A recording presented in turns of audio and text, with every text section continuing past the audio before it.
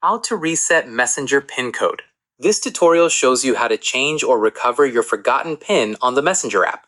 First, launch the Messenger application on your Android device. Next, the chat list will appear, displaying all your recent conversations. Following that, tap on menu icon in the bottom right corner. Then, find the settings menu and tap on it. Now, scroll down through the menu to find privacy and safety settings. Moving forward, tap on privacy and safety to access security options. Afterwards, look for end-to-end encrypted chats in the list. In addition to that, tap on message storage to manage your PIN settings. Once this page opens, you'll see Reset PIN to option at the bottom. Within this section, you'll be prompted to create a new PIN code. Alternatively, enter a new 6-digit PIN that you'll remember easily. Once you've entered the new PIN, you'll need to confirm it by entering it again. Then tap on Save or Done to finalize your new PIN code. Afterwards, your Messenger PIN has been successfully reset and updated.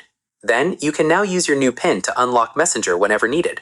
And that's it. If this tutorial helped you reset your Messenger PIN code, give it a like. Subscribe for more Messenger tips and tricks, and tap the bell icon for notifications. See you in the next one.